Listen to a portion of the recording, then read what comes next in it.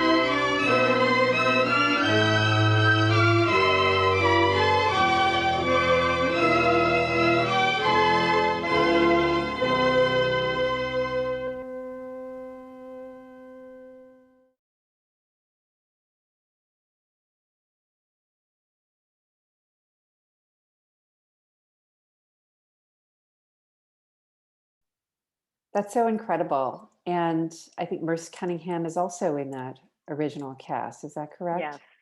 Yes. So beautiful. And this work premiered on the stage at the Library of Congress in 1944, as Janet has said, and Copeland's score received a Pulitzer Prize. And it really has been the cornerstone of the repertory of the Graham Company since that time. And that Graham-Copeland collaboration is fascinating because it took place almost entirely through the mail. And so we do know quite a bit about their creative process. And I'd like to start out asking you, Janet, if you could share a bit about the background of Martha Graham and Aaron Copeland's relationship.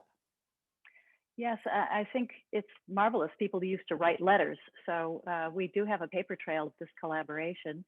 And we know that in the early 1930s, Martha heard Copeland's piano variations at a concert and asked him if she might choreograph it. And he was flabbergasted. He couldn't imagine anyone could create something to such complex music. But the solo she created to it was quite a hit. And a few years later, she asked him if he would create a score for her based on a story based on Medea, which was quite severe, murderous, revenge oriented, and Copeland turned it down, said he didn't have time. And then in 1942, the Library of Congress brought them together. This was a big deal for modern dance, the Library of Congress supporting commissions for music for this young art form. And Copeland agreed to write a score for Martha Graham if he could find out what exactly she had in mind. She again sent him the story of Medea, and he said, no, maybe something between that and Our Town. He had just finished the score for Our Town. And Copeland is really credited for bringing Martha into the mood of Appalachian Spring. She was quite known for her severity and her drama, and Appalachian Spring is much more pastoral than that, much more of an ensemble work. Copeland's given credit for that.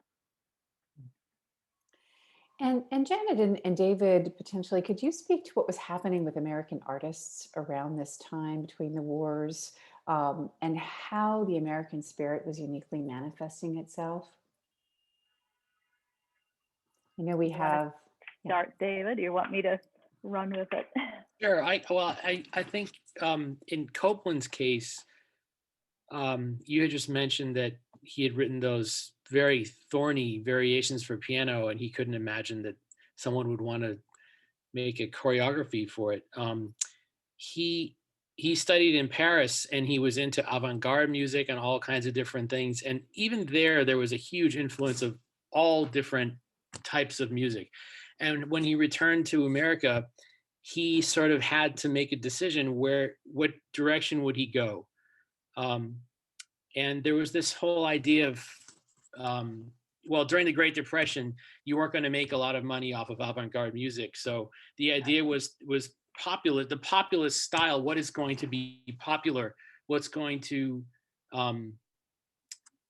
resound, like make people want to come in here. And that's somewhat related to neoclassical. So in this time, you had jazz influence, neoclassical influence, avant-garde, all these different things.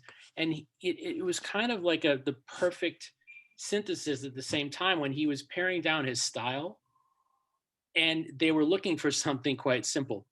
So yeah, he had written Our Town and also the ballet score for Rodeo in 1942, I think. So it just happened at the right time that his style fit exactly what Martha was looking for, so to speak. Yeah. Yeah, I like to say that Martha Graham was the right genius in the right place at the right time, because between the wars, American artists were really looking for, Copeland called it the American sound, and Claire McCardle in fashion was looking for the American look, and Martha was doing the same thing in dance, and Hemingway and Faulkner in fiction, and Eugene O'Neill. All of these people were discovering and revolutionizing what the arts meant in America between the wars. And Copeland and Martha talked about an American plain spokenness, that they didn't want the Baroque, they didn't want the facade or the trappings, not the European trappings, but they didn't want the music from other histories. They wanted a real American dance. So that was what was so simpatico about the two of them. I think when they came together, both in their own fields, they were looking for this stripped down, plain spoken method of expression. And we also see that in the visual art of Georgia O'Keeffe of that time, and the architecture of Frank Lloyd Wright. So it was really such an important thematic time to be paring this work down and looking for that uniquely American sensibility. Natasha, Graham was determined to find, and this is in, I've read, was determined to find a physicality born out of America's risk-taking athleticism and the frontier mentality. And it was really a style of dance that would reveal human concerns and emotions. And I'm wondering if you could talk about the Graham technique and physicality that Martha invented as a dancer. Yeah, so what I know about Martha Graham and how she created her technique is it's very stripped down. It's based on emotion, right? The human embodiment of a certain feeling that you have and how that is expressed in the body. So really that primal body language that we each have within us. So out of that, her technique was created. So you see a lot of breath work, a lot of movement in the torso that expresses certain types of angst or drama. And all of that flows through her technique and is very relevant in the choreography of Appalachian Spring. Wonderful. Thank you. And I wonder, Janet, if you could say a little bit about how the collaboration happened. I mean, we know that it happened as a creative process through letters, that Copeland and Graham were in very different locations throughout the entire collaboration, which actually is similar sometimes now, I think, to some of the digital collaborations we're doing during the pandemic. If you could say a little bit about how the collaboration happened. Well, yes, there were many letters, and Martha Graham also sent Copeland scenarios about scripts. The first one was 13 or 14 pages long, and it had townspeople and children and an Indian girl and a fugitive slave, and it was just the beginning of this idea that they would distill down to Appalachian Spring. Copeland sent it back, asked for some changes. Graham sent him another copy, and we have the script with Copeland's notes in the margin of the sort of types of music that he was going to do for that particular description. Martha was so eloquent. I mean, some of the quotes, when she was asking for certain music for the bride, which was her role, she said, "She has an electric eagerness about her, an eagerness for destiny that is the unconscious partner of youth." It just, these phrases, the scripts are filled with these phrases. The scripts also they were looking at every aspect of America, the poetry of William Carlos Williams, the painting of Grant Wood, the Shakers, the Quakers, the Protestants, Harper's Ferry and the abolitionists and Uncle Tom's Cabin. And really the material that they turned over in their letters is quite astonishing. And again, I believe it wasn't discarded as much as distilled into the Appalachian Spring that we know today. They also considered it, remember this is 42, 43, looking at this theme of optimism and determination and hope for the future. They considered it to be their contribution to the war effort. They really wanted to uplift the audiences. And still so appropriate and meaningful today. So for Natasha and David, could you speak a little bit to, I mean, the Graham and Copeland work is just, there's such a beautiful simplicity of expression in it, and yet it's so incredibly powerful at the same time. And can you speak to how these artists achieve this simplicity of expression in the work? What are the things as a musician and as a dancer you are particularly aware of? The dance side first. Yes. Yeah, when I learned the ballet, and Janet was actually someone who coached me quite frequently learning the ballet, we always started in this very stripped down, minimal sort of context of who the pioneering woman is within the ballet. Her statuesque stance, her height, the way in which she moves across the stage. She's very horizontal in a sort of, if you're looking at like a plateau, let's say, or a grassland or the horizon where the sun rises. So these are all concepts and themes that I work with when working with the pioneering woman's character. And also she has this gorgeous dress that is weighted. So there's a real sense of weight down into the ground that is supporting this straight line of her spine and of the horizon. So those are themes that I very much try to stick closely to. They're simple and minimal, but they're so powerful in creating the environment of this ballet for me. Thank you. From a musical point of view, well, first of all, he starts off with a small ensemble, 13 players, a flute, one oboe, one clarinet, one bassoon, a piano, and just a small group of strings. So that's already a very specific sort of set of sonority possibilities right there, and a huge range of expression available even with that small group. So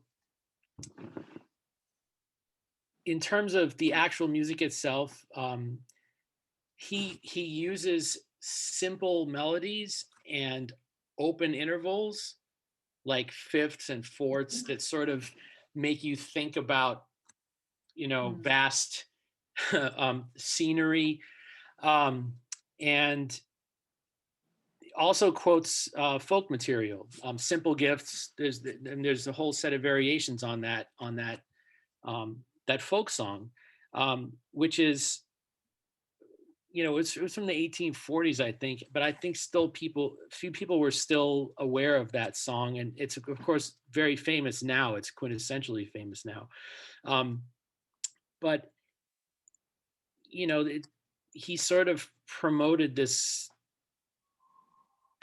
shaker theme to to national and international fame. It's simple, diatonic. It doesn't have a lot of chromaticism to it. It's not it's expressive in a very simple way, if that makes sense. And I think that that's the whole essence of his score, is that he was looking for a way to do that. And the folk music is a great sort of way to start from, because you take something that was meant to be expressive but very simple, that understood by lots of people easily. They don't have to study it, they can do it sort of by ear. And then he sort of synthesized his whole piece around it, and really it started to synthesize his whole style at that time, which you know, we know Copeland because of that, but he had written all kinds of avant-garde music before it, and even after he started doing more avant-garde stuff.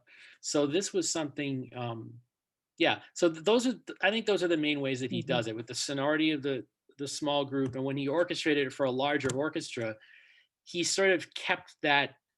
It still has that intimate feel, even though you have a version for a larger orchestra. So it's really extraordinary music. I mean, we hear it.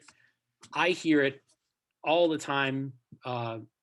It's programmed by orchestras, and I'm more used to seeing it or hearing it in an orchestral setting than a ballet setting. But in the ballet setting, it just, everything clicks. It's like, oh,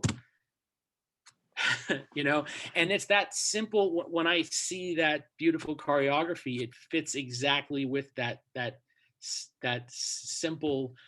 You know, it's simple, but it's not naive. It's extremely expressive in its simplicity, and I think that, like we just said a few minutes ago, that it's the perfect synthesis. They were both there at the right time, and their genius was just happening together. And I think it's pretty extraordinary. And it's great that, I'll just say one other thing. It's great that people realized it, because there have been other things in history of dance and music that were incredible, but people didn't really know that it was incredible until much later. But it was so needed at that time that it was obvious, and it was like, yes, this is what we want. Thank you. Also, if I could just add a couple of things. The lyrics of that song also, a gift to be simple, a gift to be free, I think was part of the reason he chose it during the wartime.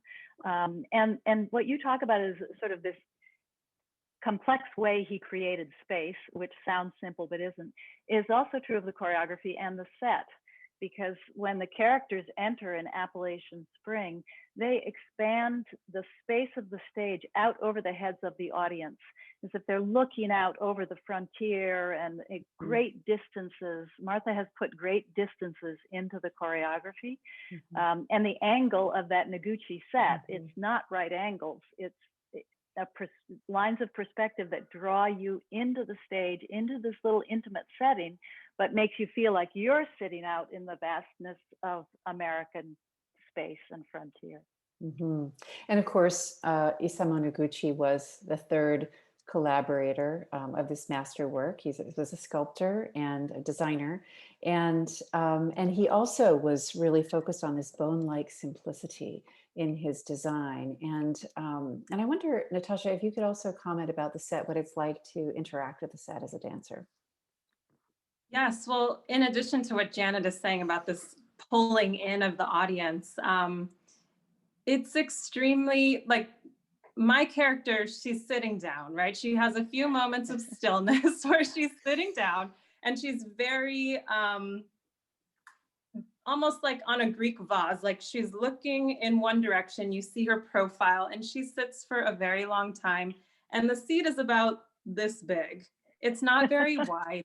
And so you're always just moving through this thin space, this line of that comes back to the structure, right? Those lines of intersection between the dancers and the set pieces. And I feel we are allowed to expand as artists, you know, with our energy through our performance in a much greater way, given this very minimalistic set. You know, it's not sort of overshadowing what we're doing. It really is just the bones set up so bare. And then we bring this life into it that like breathes the music and the characters and the costumes. It's really a beautiful balance.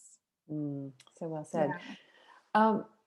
And in a script that Martha sent to Copeland, which became, or Graham sent to Copeland, which became the foundation for the final score, the script began, "This is a legend of American living.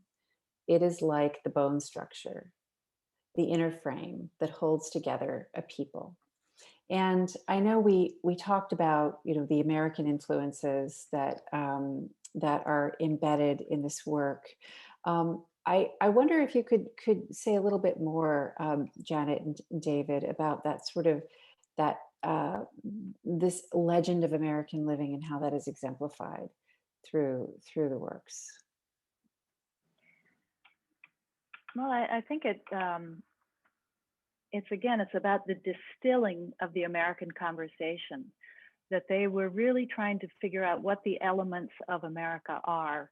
And not that long really after the Civil War. Martha was only born 30 years after the Civil War. They'd all just lived through World War I and we're in the middle of World War II. So war, religion,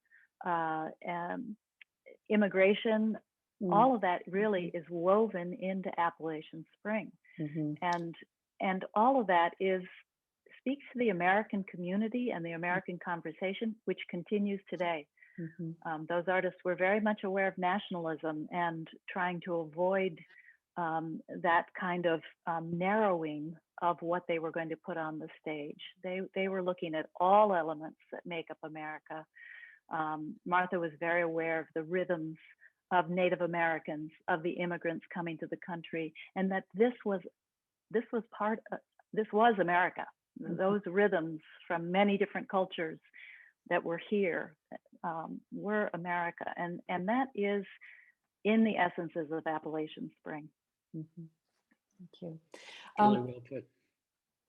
And then I wonder if we could move into talking about the actual characters and the storyline of the dance itself, and then a little bit about how the original version has morphed over the years through new casts. Well, finally they chose, after all sorts of scenarios, they finally chose the story of a young frontier couple on their wedding day. What could be more optimistic or hopeful? And in representing American religion, Natasha and I, because it's our role, we say that the pioneering woman is really the spiritual center of Appalachian Spring. But there is a preacher on stage. Merce Cunningham was the original preacher. And he has 4 followers. And Martha was really commenting on sort of the more obsessive American religions, that these 4 little women were blindly following this handsome, charismatic preacher around. And those are the 8 characters: the pioneering woman who blesses the other characters, urges them into the future, the preacher and his 4 followers, and the bride who was played by Martha Graham, and the husbandman, who was played by Eric Hawkins. Mhm. Natasha, would you like to add anything to that? Those are the characters in Mhm. Appalachian Spring. Have you performed it with different brides and different husbands, Natasha? Yes, Does I it have. change the ballet? Yes, I've been performing this role for about 7 years now. And not every time I perform it, but each year we usually have new casts, new people coming in to try different roles. You have sometimes one of the followers becomes the bride. So people have done other roles within the piece, or the preacher becomes the husbandman. And we have very interesting pairings. And there's a real synergy. No one leaves the stage once you're on the stage. So the dynamics that each person brings into their role it's so important, and really creates like this freshness every single time the piece is performed. And getting to perform my role with different brides is always really fun, because my character and the bride spend some time in these quiet moments of conversation where you're about this close to each other. And it's always really exciting to have different people's feelings in that moment, because it's acting, right? So the bride is going to get married at some point, and she's very nervous, or she's very excited, or she's talking about her baby, and each person and what they bring to that moment is just, it's so much fun to be with different people at different points in time performing it. Yeah. And I have a question for all three of you, really. I mean, the work itself evokes American optimism, determination, empowerment of the individual. We talked about the faith and hope for the future. And whether it's through, the choreography, the movements of the meaning of certain movements, the references in the music, or in the script and structure of the work. How do you see this American optimism really manifesting itself in this work? And this is really a question for all of you. I'll start with Natasha, maybe about the movements. Sorry. Yeah, well, yes. Well, there is a lot of prayer involved, which is one of the main themes of my character. And I would say probably every character, this sense of praying, this sense of hoping for the optimistic future, what's to come. As the pioneering woman, I have a lot of opening, like this sort of opening up to the horizon, sending people places, off this direction, this like planting seeds. Like she really is like a mother, matriarch, Mother Earth type of person, which, as we know, through that feminine divine is creation for the world. So that is always underlying in her movements. There's the blessing of the other characters. So these are all various themes that I definitely take in and reinvent to mean optimism and hope and don't give up and keep going, which is very much my personality too. So it's like a perfect marriage when I'm in this character. Thank you. Yeah. In terms of the music, I would say it has a lot to do with harmony. Rhythm is pretty constant in between the different styles, but it's the simple use of harmony.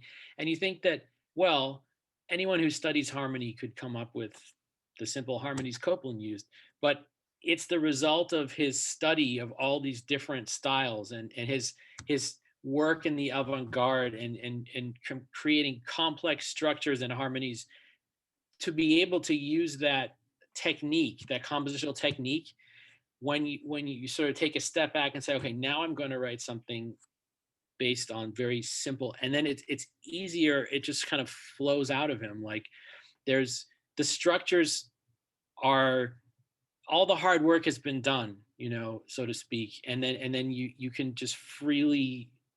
I think you can sort of make a parallel to any area of study. If you really work hard on something and then you try to pare it down, it becomes easier.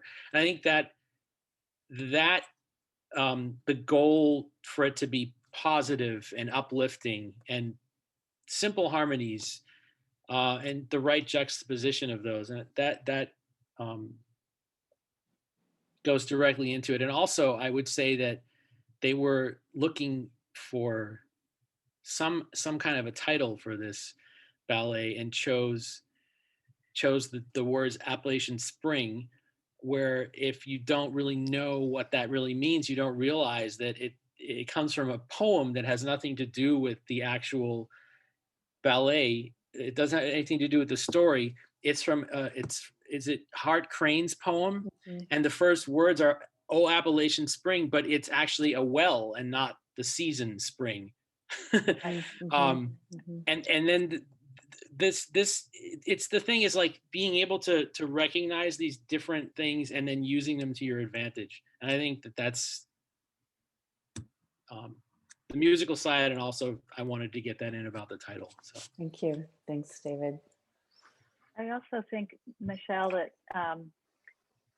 there's the arc of a day. And when your audiences watch Appalachian Spring, it really begins in the morning. These characters enter one by one and we're introduced to them. And there's a point in the ballet where the husband and bride kneel in front of the preacher. He puts his hands out over their heads, and that's them being wed. It's immediately followed by the theme and variations on Gift to Be Simple, where the bride and the husband dance together. You see a lot of, this is where Martha's borrowing American folk material, thigh slapping, do-si-dos, some folk dance woven in. There's some moments of panic by the bride. She has a solo where she's obviously very worried about something, and the husbandman has to calm her down.